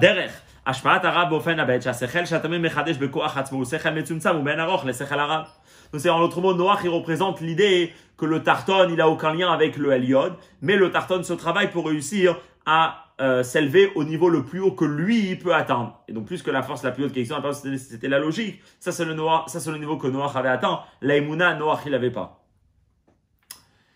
Après, on arrive à la shlemut, à la perfection. C'est quoi? C'est Avraham Avinu. Vodat Avraham Avinu ayubet ha'ma'alot. Là, on retrouve déjà les deux qualités. C'est-à-dire, Atralat v'yesod avodato aita al pisechel al yedei rayot minane olam tartonim. C'est très bien. Avraham Avinu, comment il a commencé à s'attacher avec Dieu? C'est pas qu'il a eu une folie à dire ça, il y a un Dieu qui existe. Mais c'est vraiment quelque chose qui a pris du temps. C'était par des preuves intellectuelles, par des preuves logiques qu'il y a un Dieu qui doit exister. C'est-à-dire qu'à la base, comment son lien avec Hachem il a commencé? Il a commencé par les tartonim, c'est-à-dire c'est sa propre nature, ses propres forces qui sont à l'intérieur de lui qui l'ont amené à comprendre qu'il y a un Dieu qui existe. Mais ça même c'est uniquement en fonction de son niveau à lui. Mais là on voit qu'Abraham par contre c'est un des plus, c'est l'homme de la Emouna, c'est l'homme de la croyance. C'est en même temps qu'il est complètement investi dans des preuves que Dieu existe. D'un autre côté, comme Dieu il dit à la fin, comme Dieu il dit à Moshe Rabbeinu, Abraham, il a jamais remis en cause mon comportement. Je lui ai dit que Yitzhak, il va continuer ton histoire. Pourtant, je lui dis d'aller tuer Yitzhak et il va le faire. La logique ne peut pas amener à ça. Si le lien d'Abraham Avinu était uniquement basé sur ses propres forces, il n'aurait pas posé de questions. Non. Et pourtant, on voit que Noach, qu'Abraham, il n'a pas posé de questions. C'est écrit que Dieu dit, j'ai trouvé ton cœur qui était fidèle à moi. C'est-à-dire d'une manière fidèle où je fais confiance à Hachem et ça n'a pas besoin de passer par ma conscience et par ma compréhension pour être convaincu de la chose. Nous danouche ta face et le coup de bitmimout, mais pas tout ce qui va être pachout. C'est-à-dire qu'Abraham, lui, son lien avec Hachem, c'était quelque chose qui transcendait sa conscience, qui transcendait sa personne. C'était un lien avec Hachem qui dépasse complètement ses propres forces. Donc dans Abraham, on arrive à voir qu'il y a le tarton qui existe, il y a le sechel qui existe et d'une manière très très forte. Parce que c'est ça qui le rapproche à Dieu. Mais pourtant, il arrive à être attaché avec le Elyon. Et donc, dans sa personne, il a réussi à faire le lien entre le Elyon et le Tarton. De la même manière, à l'image de l'élève, comme il dit, c'est justement à l'image de l'élève.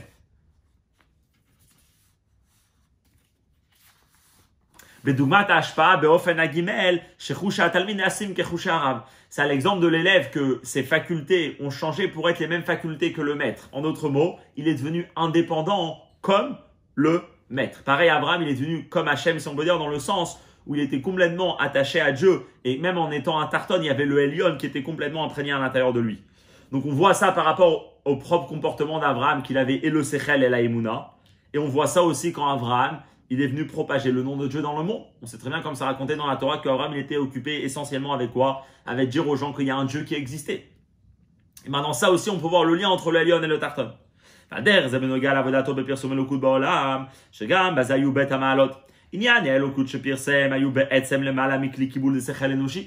C'est écrit dans ces doutes que les idées qu'Abraham partageait avec le monde, c'est pas juste qu'il y a un Dieu qui existe avec une preuve simple. En vérité, Abraham, il partageait avec les gens des compréhensions, des idées de Dieu qui sont beaucoup plus haut que combien les facultés intellectuelles d'une personne peuvent recevoir. Mais pourtant, Abraham, il réussissait à prendre ces idées-là qui étaient très, très, très, très fortes. Il réussissait à trouver le chemin, la manière, les asbir, pour expliquer ces sujets-là, même à des gens très, très simples, que même ces gens très très simples, ils pourront réussir à comprendre ces sujets. Donc encore une fois, on voit qu'Abraham, il a vraiment fait cette idée-là de l'union du Elyon avec le Tarton et lui-même, comme il a eu le Sechel et la Emouna, et par rapport avec les gens, de prendre des sujets qui sont complètement abstraits et de réussir à leur expliquer. Et donc on voit bien comment le monde est en train d'évoluer pour faire une vraie union entre le Elyon et le Tarton. Mais c'est pas fini. Abraham, c'est uniquement la préparation en Matan Torah. C'est-à-dire, jusqu'à maintenant, on comprend que le but de la Torah, c'est quoi? C'est de réussir à donner la force à un juif en étant complètement mis dans ce monde matériel, mais en même temps, il appartient à quelque chose qui est beaucoup plus élevé. Abraham, il arrive à prouver d'une manière la plus logique que Dieu existe, et c'est ça qui le ramène à Dieu, et pourtant, il arrive à se comporter d'une manière qui est complètement contraire de la logique. Ça, c'est la force du don de la Torah. Mais là, ici, ce qu'on verra, c'est quoi? C'est que finalement, c'est pas vrai. Abraham, à l'époque d'Abraham, on n'est pas encore au niveau le plus haut. On n'est pas encore dans l'union la plus forte qui peut exister entre le Elyon et le Tarton. Omnam, Gama Ofen Agimel Be'ashpa, même la troisième manière qu'on a parlé dans l'influence du Rav au Talmid. Shechusha Talmid Nasim Kechusha Rav, que les facultés de l'élève deviennent au même niveau que les facultés du Rav. Ou Mashal Rak, c'est uniquement un exemple. Ala Chana Lechibur Elonim et Tartonim, sur la préparation au don de la Torah, chez Nifala Leda Velat Avraham, qui a été fait par le travail d'Avraham Avinu. Mais on n'est pas encore en train de décrire le vrai chidouche que Matan Torah a fait dans le monde. Mais par son l'union que le Matan Torah a ramené dans le monde. Le Matan Torah a ramené encore un chidouche beaucoup plus fort que l'histoire d'Avraham Avinu. Pourquoi? Parce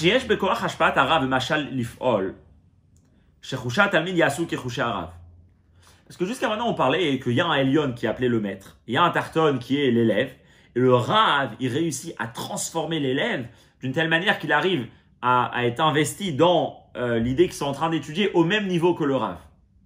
Donc on voit comment le Rav, il a réussi à transformer un Tarton. La vérité, c'est quoi? C'est que ça que le Rav, il a réussi à travailler avec un élève, ça qu'un maître arrive à travailler avec un élève, ça arrive chez Gam Kodem Ashpa Talmidou Bar Sechel. C'est parce qu'il travaille dans une matière qui est déjà potentielle à ça. Parce qu'on parle d'un être humain. Qu'un être humain a un intellect. Alors le Rav peut travailler avec lui pour pouvoir le transformer. En d'autres mots, il y a déjà un potentiel d'un développement intellectuel très très profond. Et donc, c'est pour ça que le Rav, s'il va vraiment travailler avec l'élève, il pourra réussir à le faire. Imaginez-vous si maintenant on prend un animal et on dit voilà maintenant toi le Rav, t'es très fort, t'arrives à être Elion Vetarton, t'arrives à transmettre tes idées, donne-le à un animal, il va réussir, il va pas réussir, pourquoi? Parce que l'animal, il n'a pas la possibilité de pouvoir comprendre quelque chose. Donc en vérité, quand on parle ici qu'il y a le niveau le plus haut qui s'attache avec le niveau le plus bas, ils sont pas vraiment sans aucune commune mesure. Il y a un lien déjà entre les lieux. Il y a un potentiel énorme chez l'élève et c'est pour ça que le Rav va aller travailler chez lui. Donc quand on parle que Matan Torah c'est venu pour transformer le bas, hein, dans l'exemple qu'on a donné jusqu'à maintenant, on n'est pas en train de dire que Matan Torah va vraiment changer les endroits les plus obscurs du monde. Matan Torah il va changer des endroits qui sont déjà potentiels à recevoir l'influence de la Torah. Or, ce que le Rabbi va ramener après, c'est que non. C'est que l'idée de Matan Torah, on ne peut pas la donner dans un exemple matériel, parce que ce que la Torah elle a fait, c'est encore beaucoup plus profond que ce qu'un maître réussit à faire avec un élève. On va reprendre dans les mots l'idée. Donc on est obligé de dire que l'intellect de l'élève, avant qu'il reçoive l'influence du Rav, il n'est pas loya tarton les gamre les gabé sechel arabe. On ne peut pas l'appeler qu'il est un tarton par rapport au Rav. C'est pas vrai.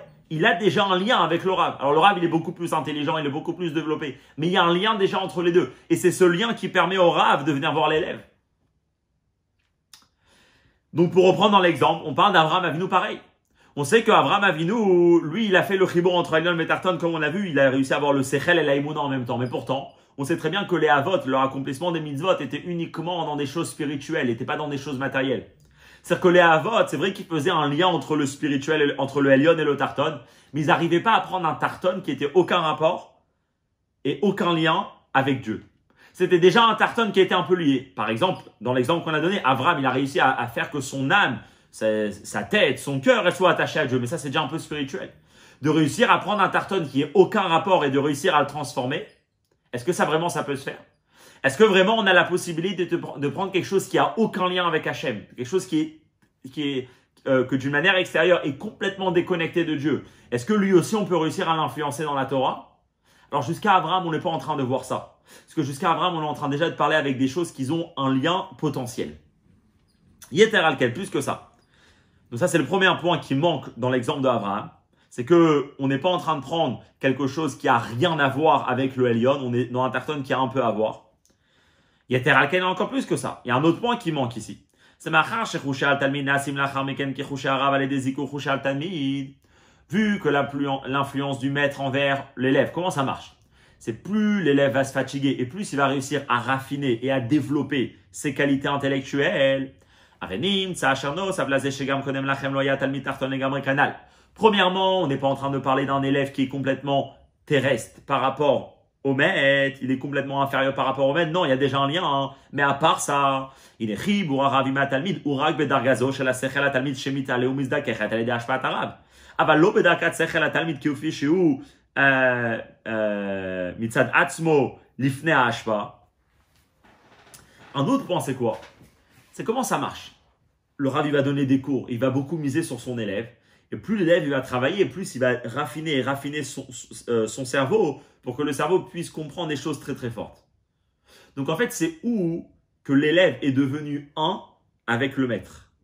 C'est pas quand il était bas, c'est quand il est devenu haut, et bien à ce moment-là, en deux mots, pas quand il était pas encore intelligent, c'est une fois qu'il est devenu intelligent qu'il s'attache avec le maître. Donc en fait, le maître, avec quelle partie de la tête de la personne, de l'élève, il a un lien? Avec la partie qui s'est améliorée. Mais avec le point de départ qui était vraiment un Tarton, le maître, il n'avait pas du tout le lien encore. Par contre, l'invention de Matan Torah, l'idée qui a changé à partir de Matan Torah, c'est qu'on va réussir à ramener Dieu dans un vrai Tarton. Ine kodem Matan Torah lo haya la tartonim kol shayachut le'elyonim. Les niveaux bas qu'on dit qu'à travers Matan Torah, on a réussi à changer le monde, c'était des niveaux qu'avant le don de la Torah, ils n'avaient rien à voir avec l'Elyonim. Aderaba et Takzera, Pirut Benem. Il y avait carrément une coupure entre les deux, comme si on peut voir aucun lien entre ces choses. V'achibour de Matan Torah. Et c'est quoi la force de Matan Torah? C'est de réussir à attacher et à ramener la Torah même dans ces endroits, même dans ces situations. Et comment c'est possible? Ayarag bekocho idbarech hakol yachol. C'est uniquement par la force de Dieu que Dieu et lui, il est tout possible. Shonimna nimnaod venose afachim. Qu'il n'y a rien qui est impossible chez Dieu. Et Dieu réussit à mettre deux choses opposées. Il arrive à les mettre ensemble. Ça, c'est ce que Matan Torah, il a fait premièrement. Premièrement, ce que Matan Torah a fait, c'est de prendre des choses qui étaient qui n'avaient rien à voir avec la Torah, des choses qui n'avaient rien à voir avec le bien. Et bien quand même, après Matan Torah, on a la possibilité de pouvoir les relier. Mais la reine, et donc une fois que Dieu il donne cette possibilité, il chibur elyonim et tartonim et Matan Torah, ayagam imadregat tartonim kifi shehem mitzad atzmam tartonim. Et deuxièmement, avec quoi on peut réussir à attacher les choses très élevées après le don de la Torah, même avec les choses qui sont vraiment très très très très basses. Dans des mots clairs, qu'est-ce que ça veut dire? L'idée de Matan Torah, c'est quoi?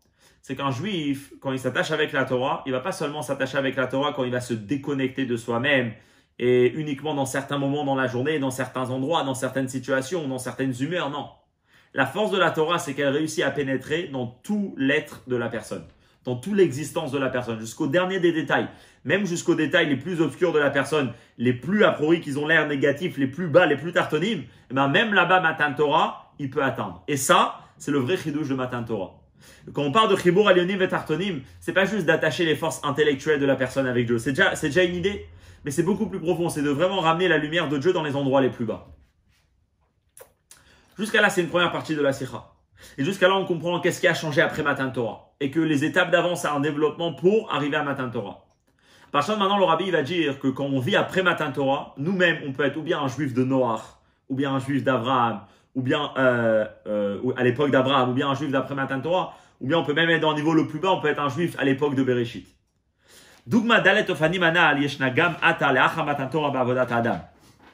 L'exemple de ces quatre façons-là qu'on vient de décrire peuvent exister même maintenant après le don de la Torah. C'est-à-dire, même qu'après le don de la Torah, on est déjà, même après le don de la Torah, qu'on est déjà dans un niveau où a priori le monde a changé, et bien quand même, comme le rabbi l'explique longuement ici dans la note 40, c'est que Dieu il a donné un potentiel au tarton de pouvoir s'élever. Après, chaque personne, il a le choix de choisir jusqu'à combien je veux ramener Dieu dans ma vie. Et là, le rabbi va citer, très intéressant, 4 manières de comment une personne peut avoir une influence sur des gens qui sont loin sur le monde autour de nous. En fait, 4 manières comment on peut réussir à attacher le Elyon avec le tarton. La première manière, c'est une personne qui vit comme à l'époque de Bereshit. Une personne que pour lui, le service de Dieu, c'est uniquement quelque chose de spirituel. Et en fait, le but de toute sa vie matérielle, on parle d'un bon juif, le but de toute sa vie matérielle, c'est quoi? C'est de se déconnecter du monde pour s'attacher à Hachem. Le but de sa vie matérielle, c'est de déconnecter son corps pour vraiment être connecté avec sa neshama. Ofen Aleph, la première manière, donc la première approche qu'une personne peut avoir avec Torah et Mitzvot, qui va être qui va être représentée dans le service de Dieu qui existait à l'époque, au début de l'histoire, de Adam jusqu'à Noach, c'est que la personne est complètement donnée pour sa neshama, mais il n'est pas du tout occupé de servir Dieu avec son corps. Qu'est-ce que ça veut dire?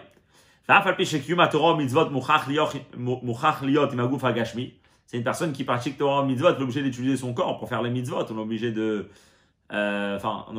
mettre les tefillines dans le corps, la matzah, tout passe à travers le corps. Ok? Plus que ça, il a besoin d'être en bonne santé, donc c'est sûr que c'est une personne que pour lui, le corps, c'est important. Il dit, mais c'est une personne que lui, sa mission, c'est pas de réussir à transformer son corps, à transformer ses dons, ses volontés, ses natures. Lui, son but, c'est surtout d'éteindre son corps. Chez lui, le corps, c'est uniquement une manière de s'attacher à la neshama. Que puisque les téphilines, c'est quelque chose de divin, bah alors il faut un corps, donc je mets les téphilines. Est-ce que mon but, ça va être vraiment de changer ma nature humaine? Est-ce que le but, ça va être vraiment de réussir à prendre les idées de la Torah et de les expliquer d'une manière que même l'âme animale qui est à l'intérieur de moi arrive à les comprendre? Pas forcément. Lui, il se contente surtout de se sauver de son corps pour réussir à s'attacher avec Dieu. Et bien sûr, une personne qui est complètement centrée uniquement sur sa neshama et que pour lui, le monde matériel, c'est une contradiction à l'attachement avec Dieu, ben c'est sûr qu'il va pas du tout aller chercher d'essayer d'avoir de l'influence sur d'autres personnes. Donc c'est une personne qui n'a pas du tout l'intention de agir dans le monde. Alors, quoi, dans un monde qui est extérieur à lui. Peut-être c'est une personne qui agit dans son entourage qui est autour, qui est avec lui à la synagogue, qui est avec lui dans le Beth Midrash, qui est avec lui dans les endroits spirituels. Mais d'aller dans un endroit qui est contraire à ça, dans l'endroit qui est le monde, qui est le corps, ben ça, c'est une personne qui va pas avoir de l'influence. Mais ça, c'est une personne de la première époque de l'histoire. Au fait, une bête, une deuxième manière, une deuxième manière qui est le travail, le service de Dieu qui a existé depuis Noach jusqu'à Abraham, c'est quoi? C'est Adam Osek Imagouf, va filu imaolam, sheye diralo itbarech. Non, c'est une personne qui a investi dans son âme, dans son corps, il est même investi dans le monde, et il sait très bien que Dieu a créé le monde pour transformer ce monde, pour rendre des choses matérielles quelque chose de divin. Donc c'est une personne qui va, oui, sortir dans le monde pour transformer le monde. Mais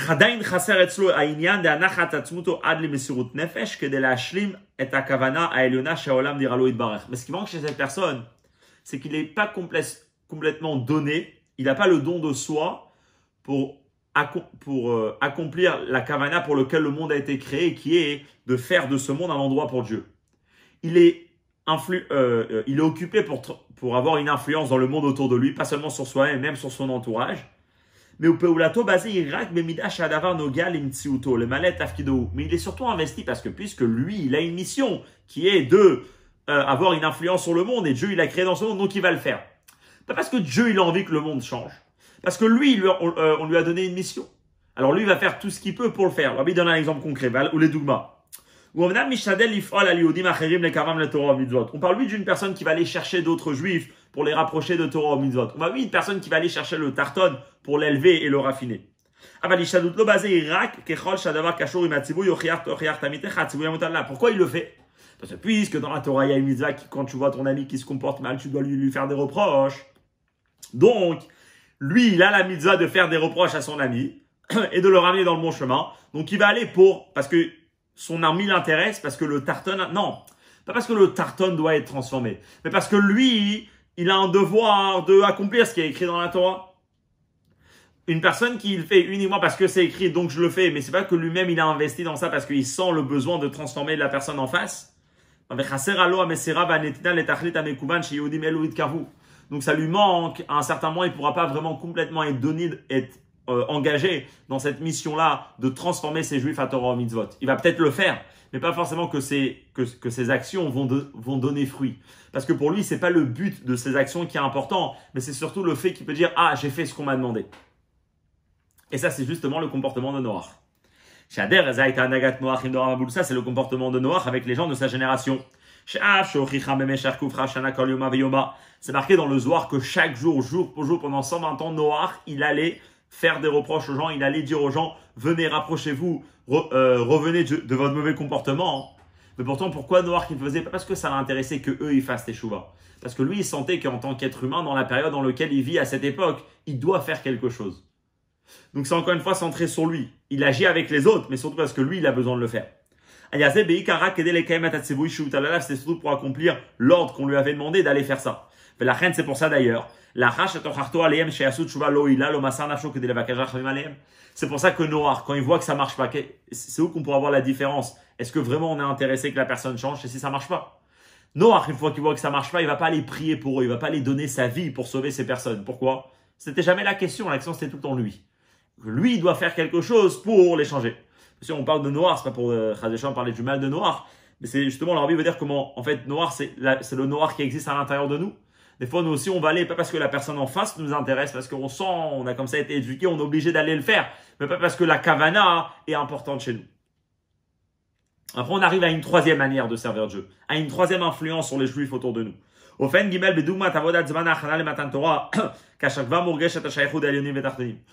une troisième période dans une troisième étape, on arrive déjà à sentir le lien qu'il y a entre le Elyon et le Tarton.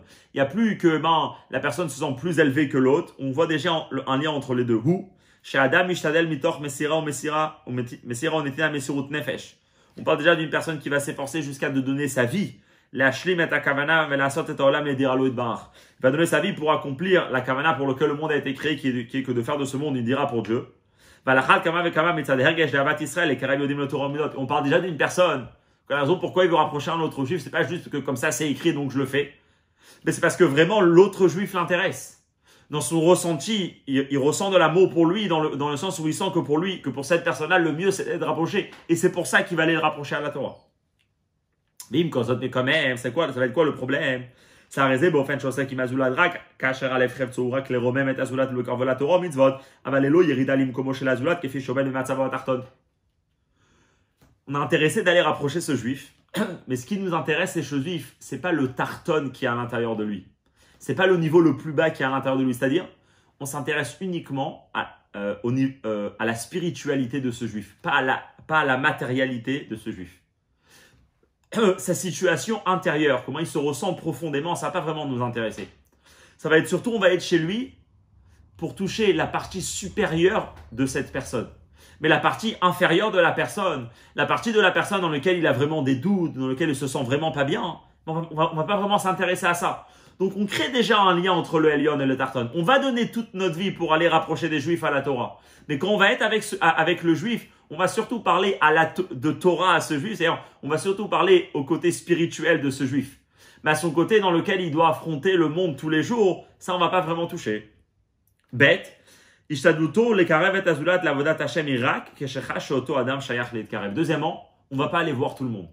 On va aller voir uniquement des personnes qu'on pense que potentiellement, eux, ils peuvent être rapprochés. Qui en vérité, les deux points de troisième exemple, quand l'élève est en train de développer. On a dit que quand le maître, il travaille avec l'élève et il le transforme, ben, il y a deux points. C'était quoi les manques, les deux chesronotes? Premièrement, c'est qu'il va prendre uniquement une personne qui est potentiellement capable d'arriver à ça, mais s'il voit une personne qui n'est pas du tout liée avec l'intellect, il va pas travailler. Et deuxièmement, il va uniquement raffiner les parties supérieures de cette personne. Les parties inférieures, ils vont rester basses. Donc pareil, on rapproche le juif, mais pas tout le monde. Des juifs qu'on pense qu'il y a un potentiel. Et même quand on touche le juif qui a un potentiel, on touche uniquement à la partie supérieure de cette personne. De la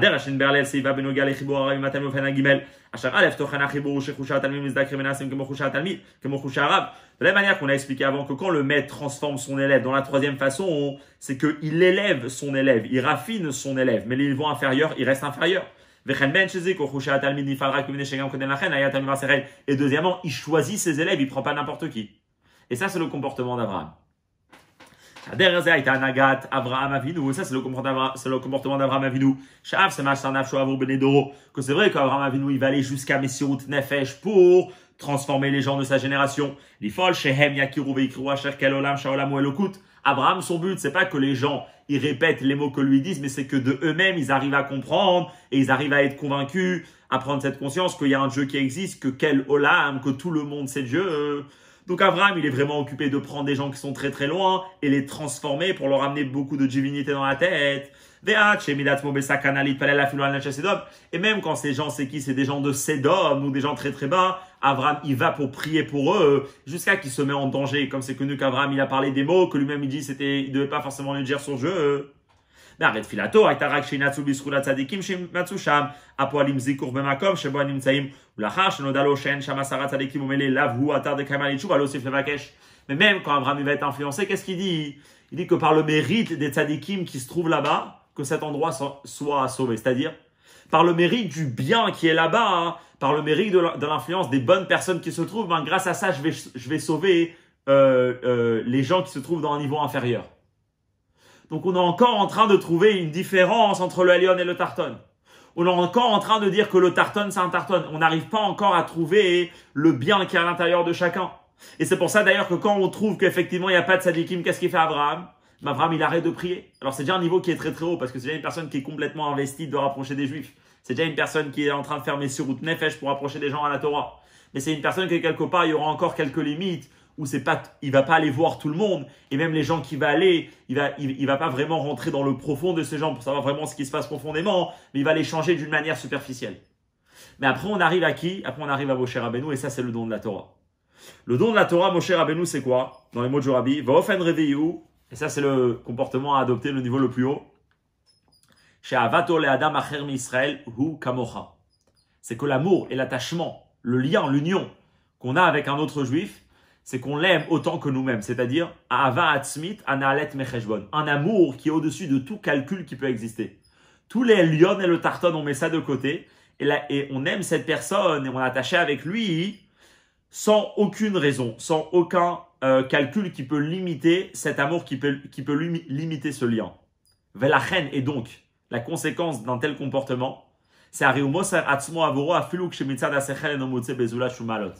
qu'on arrive à s'attacher avec des personnes que même quand dans la logique, on n'arrive pas à trouver des valeurs, pourquoi on va aller les voir? On n'arrive pas à trouver le bon qui est à l'intérieur de eux, même eux, on peut aller, même eux, on va les voir. Et pourquoi?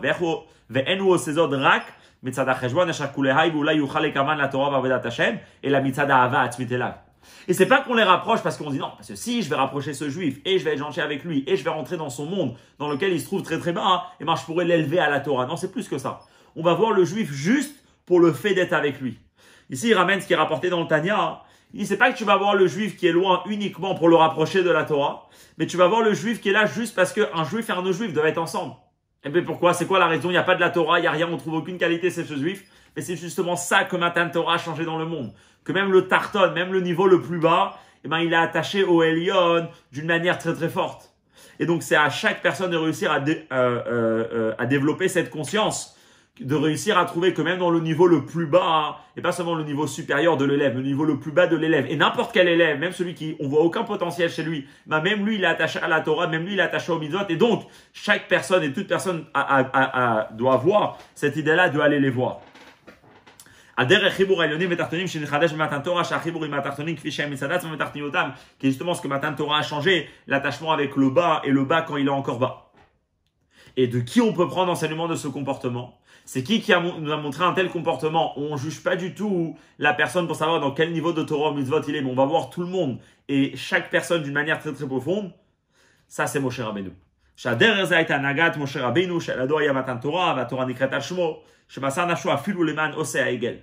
Moshe Rabbeinu que lui, pour qui il va donner sa vie. Moshe Rabbeinu, que lui, c'est l'effet concret, c'est la conséquence concrète de Matan Torah, c'est à travers lui que la Torah elle a été donnée, la Torah elle est appelée au nom de Moshe. Moshe Rabbeinu, il va donner toute sa vie pour ceux qui font le veau d'or, pour les personnes les plus bas de l'histoire, si on peut dire, pour des personnes que 40 jours avant, ils ont vu Dieu et aujourd'hui, ils trompent Dieu, si on peut dire. Moshe Rabbeinu, il est prêt à donner sa vie que si Dieu ne veut pas leur pardonner, lui-même il va être effacé de la Torah alors que la Torah c'est toute sa vie. Effectivement, Moshe Rabbeinu, il réussit à avoir ce qu'il veut. Et pourquoi? Et ici ça finit toute l'idée longue de la Sikha que le Rabbi a développée. C'est que toute l'idée de Matan Torah c'est de réussir à comprendre, et c'est pour ça que c'est une Sikha qu'il faut l'étudier un peu plus pour réussir à vraiment comprendre le message de la Sikha et réussir à l'adopter dans notre quotidien. Pour réussir à comprendre que ce que Matan Torah a changé dans le monde, c'est que Matan Torah a fait qu'il ça n'existe plus un tarton, donc quelqu'un qui se trouve dans une situation basse, qui a plus de niveau avec Dieu, qui a plus de lien avec Hachem. Même dans la situation la plus loin qu'on peut imaginer une personne, ben tout le temps il aura un lien avec Dieu.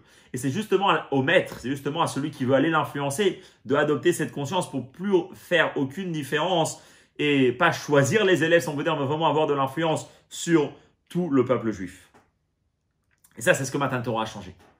Ça, c'est l'idée de Chibur Alyonim et Tartonim. Et ça, c'est toute l'idée de Lech Lecha. Et maintenant, on va revenir au début de la Sikha. On a posé la question, on a dit comment ça se fait que l'histoire de Abraham, comment ça se fait que la paracha de Lech Lecha commence à partir de Lech Lecha, de cette histoire?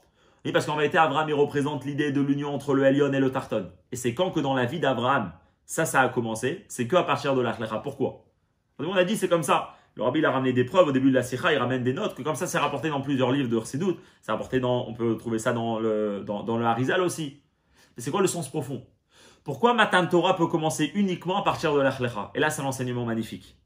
Parce qu'en vérité, Lech Lecha, c'est pas seulement qu'Abraham il quitte son pays, mais Abraham aussi c'est quoi? C'est qu'il quitte tous les cheshbonot qui peuvent exister à l'intérieur de lui. Comme c'est connu dans la Chassidut, Lech Lecha en vérité c'est de quitter toutes les volontés, toutes les natures, toutes les forces qui existent à l'intérieur, matériel et spirituel, pour réussir à dévoiler le plus profond de la personne. Et pourquoi? Parce que c'est uniquement ça qui peut permettre à la personne d'adopter le comportement qu'on a parlé jusqu'à maintenant. On a parlé jusqu'à maintenant d'adopter le comportement de Moshe Rabbeinu qui est de plus faire aucune différence entre chaque juif. Comment on peut faire? Chaque personne, il est différent de l'autre. Chaque personne, il a ses propres qualités, il a ses propres forces, il a ses propres facultés, il a ses propres capacités. Comment je peux réussir à dire que je vais rapprocher tout le monde sans faire aucune différence? Parce que uniquement si la personne, elle arrive à dévoiler aussi à l'intérieur de lui ce niveau le plus profond de l'âme, qui a pas du tout tous ces limites qu'on a parlé jusqu'à maintenant. Donc c'est pour ça, c'est uniquement une fois qu'on a l'echlecha, c'est uniquement une fois qu'on quitte toutes les choses qui peuvent nous limiter à nous, qu'on peut réussir à faire le travail de Matan Torah. Uniquement une fois dans les mots de Chassidut, uniquement une fois qu'une personne atteint le niveau le bitul complet, et que là il peut vraiment réussir à rapprocher tous les juifs à la Torah. Dans les mots. Maintenant, on comprend pourquoi ce travail-là de préparer, de relier les Elonim avec les Tartonim commence chez Abraham Avinu spécialement à partir de l'Echlecha. Parce que si une personne y prend pour mission d'aller transformer ce monde et de rendre ce monde un endroit où Dieu peut exister en rapprochant les Juifs à la Torah, mais s'il fait ça, s'il approche qu'une personne il a au rapprochement des Juifs, pourquoi? Parce qu'il sent que ça c'est sa mission, parce qu'il comprend, parce qu'il veut. En moi, à chaque fois, c'est lié avec ses propres forces, sa propre existence. À un certain moment, il va manquer quelque chose dans l'influence qu'il aura envers les gens. Rabbi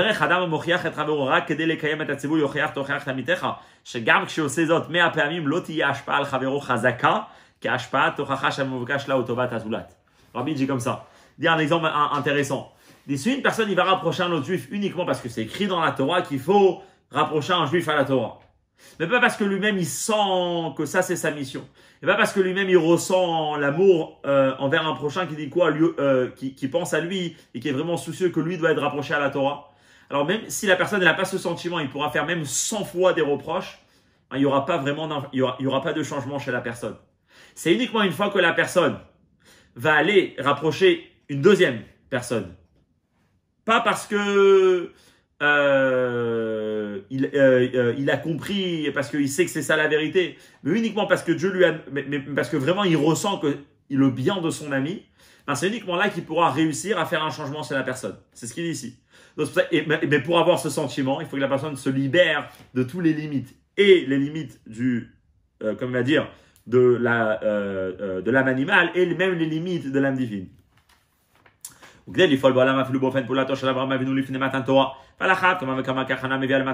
on veut réussir à avoir le comportement d'Abraham Avinu, il y a le comportement de Moshe Rabbeinu, mais même juste déjà le comportement d'Abraham Avinu, qui est vraiment allé rapprocher des Juifs et donner toute sa vie pour ça, jusqu'à Messirut Nefesh. Une personne est obligée de sortir de son propre confort. Une personne est obligée de sortir de ses propres habitudes. Comme c'est traduit dans ses doutes. Que ça veut dire les volontés, les midot, les habitudes, et l'intellect. Une personne est obligée de complètement quitter toutes ces limites-là, toutes ces forces-là, pour vraiment réussir à avoir de l'influence sur une autre personne. Et ça, c'est comme ça qu'on arrive à la fin de la sikha. Il reste encore un paragraphe, et c'est comme ça qu'on arrive à la fin de la sikha où le rabbi conclut que le travail d'Abraham Avinu a commencé spécialement à partir de l'Echlecha, parce que c'est quand une personne sort de son propre confort, une personne sort de ses propres habitudes, de ses propres désirs et se transmet complètement pour le bien d'une autre personne, que là il peut vraiment réussir à faire le but pour lequel la Torah elle a été donnée, qui est de rendre ce monde un dir Elohim barach, une maison pour Dieu, en rapprochant même les juifs les plus loin, même les juifs que dans notre tête, on ne trouve pas la raison pourquoi, même eux on pourra réussir à les rapprocher à Torah mitzvot. Maintenant on va comprendre pourquoi c'est spécialement dans la parashat Lech Lecha que le Rabbi Racham nous dit qu'on peut avoir une joie complète, une joie parfaite. Alors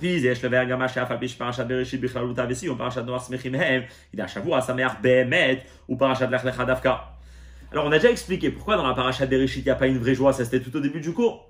Pourquoi il n'y a pas la vraie joie? Parce qu'il y a aussi des choses négatives à la fin. Pourquoi dans la parashat Noach il n'y a pas beaucoup de joie? Parce que la majorité c'est des choses pas bien. Et c'est que dans la parashat Lech Lecha que là-bas on parle uniquement d'Abraham, que là c'est une semaine qui est joyeuse, c'est une semaine qui a une joie entière, une joie complète. Mais d'après ce qu'on a dit, on va comprendre dans le sens profond. Parce qu'en vérité, c'est quoi la joie? Le Rabbi dit comme ça. Inyana shel simcha ou simcha poret set gader. La joie, l'effet de la joie, c'est quoi? C'est que quand une personne est joyeuse, arrive à briser toutes les limites, arrive à sortir de toutes ses habitudes. Ça, c'est la joie. Quand une personne est joyeuse, on voit qu'il fait des choses que même si des fois il serait gêné, même si des fois il n'aurait pas osé, même si des fois il n'aurait pas eu les forces de le faire, ben, quand il est joyeux, il arrive. Il y a plus toutes ces limites. Toutes ces limites tombent. Donc, l'effet de la joie, c'est que ça enlève toutes les limites. Donc comme il dit dans la note 61, donc la chose qui amène à la joie, c'est aussi quand une personne sort de ses limites. Donc on dit comme ça, c'est dans quelle semaine qu'on peut avoir la vraie joie? Dans l'Echlecha. Parce que c'est vraiment dans l'Echlecha qu'on va enlever toutes les barrières qu'une personne peut avoir, dans les mots. ולכן, השמחה בפרשת בראשית שהיא, כפי שנאמר בשיחה מפני שהקדוש ברוך הוא ברא עולמות ונבראים, אין השמחה בשלמותה. Maintenant, on va comprendre. On dit que dans la parashat Bereshit, il n'y a pas de vraie joie. Pourquoi il n'y a pas de vraie joie dans la parashat Bereshit? Parce que c'est quoi la parashat Bereshit? C'est la création. On a appris la création, on est lui lié avec enlever les barrières. C'est quoi la création dans les mots? Shekel. אף על פי שעל ידי התהוות העולם העין ליש מתגלה וניכר הכוח האלוקי שלו מוגדר בגדרי עין ויש פורץ הגדרים בעין ליש. C'est quoi une création? C'est qu'il y avait le néant. Et du néant, on a créé quelque chose qui est, qui existe. Donc, a priori, la création, c'est réussir à enlever les barrières qui existent entre le néant et l'existant. Donc, on est lui en train d'être Poretz Geder. Rabbi dit, c'est vrai, mais au début de la création, c'est vrai qu'on a enlevé les barrières, on est passé de rien à quelque chose. Mais on est quand même resté avec certaines barrières. Qu'il y a des choses élevées et il y a des choses basses. Il y a des gens bien et il y a des gens mauvais. Et les gens bien, ils ont la raison de se développer, ils ont la raison d'être sadiques, et les gens mauvais, ils peuvent pas faire teshuva, comme on a discuté longuement. Et donc ça même, ça laisse encore des barrières qui permettent pas à la vraie joie de venir. Imkol, zemachar, shaolam kifishu beparashat bereshit aya baofen kazeh shekiyumu mitzalem alav lo mitzad adochan olam degufa, puisque l'aspect du monde, c'est surtout un monde qui dépend du lemala, qui dépend de la force que Dieu lui donne, et pas un monde que le bas lui-même peut réussir à s'élever. Mais il est adai, donc on peut pas vraiment encore voir l'effet de ça qu'on a enlevé les limites du haïn et du yesh, et donc donc la joie ne peut pas être parfaite. Les dates Abraham Avinu, Arishon, Shasa Achana lebitul agzera bailunim etartonim pritzat agdarim. מכיוון שבאותה שעה עדיין לא הייתה הכנה בפועל וכנ"ל שההתחלה בזה הייתה ראי לך, על כן עדיין אין זו שמחה בשלמותה. Pareil, quand on est dans la parashat Noach. C'est vrai que dans la parashat Noach, on parle déjà du bas qui est en train de s'élever, mais il y a quand même une différence entre le Elyon et le Tarton. C'est pour ça que Noach, il n'arrive pas à vraiment faire teshuva. Et Noach, il ne va pas prier pour les gens de sa génération parce que ça existe encore les limites du Elyon et du Tarton. Donc là-bas, la joie ne peut pas être parfaite.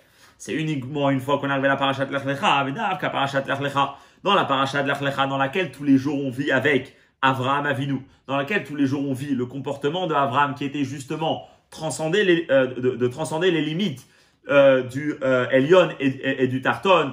Donc, comme il a expliqué dans la Sikha, d'enlever les limites qui existent entre le Sechel et la Emouna, d'enlever les limites qui existent que certains juifs oui, certains juifs non. Alors là, puisque concrètement on prépare le monde à l'effet de Matan Torah qui était d'enlever les barrières entre le Elyon et le Tarton, c'est pour ça que la vraie joie se trouve dans cette semaine. Donc ça c'est la fin de la sikha, c'est une sikha qui est assez longue, qui demande encore une fois d'être étudiée, mais c'est un enseignement qui est magnifique, parce que si on peut prendre toute l'idée de cette sikha en quelques mots, c'est qu'en vérité dans cette sikha, le Rabbi nous dit qu'après Matan Torah, et si on veut vraiment s'attacher avec l'essence de la Torah après Matan Torah, c'est quand une personne, elle réussit à faire le Lech Lecha dans son âme. C'est quand une personne, elle réussit à plus faire aucune différence entre le spirituel et le matériel d'un juif. Quand une personne ne fait plus de différence entre ce juif-là, pas ce juif-là, et quand une personne est complètement donnée à la mission de réussir à ramener la Torah chez chaque juif dans n'importe quelle situation dans laquelle elle est. Et ça même, le Rabbi dit, c'est ce qui ramène la vraie joie dans la personne. Parce que la joie, c'est lié quand on ne vit pas dans une conscience qui est limitée. Quand on ne vit pas dans une conscience qui a des barrières de oui qui a des barrières de celui-là oui, celui-là non. C'est uniquement une fois qu'on arrive à s'attacher à l'essence de chaque chose, à l'essence de la Torah, à l'essence du juif. Et donc, on enlève toutes les barrières de Molatecha, de Artsecha, de nos habitudes, de notre nature, etc. On sort de notre confort. Que c'est là, à ce moment-là qu'on peut vraiment, en vérité, à la vraie semaine de joie, la semaine dans laquelle il y a la vraie joie, la semaine de Avraham Avinu.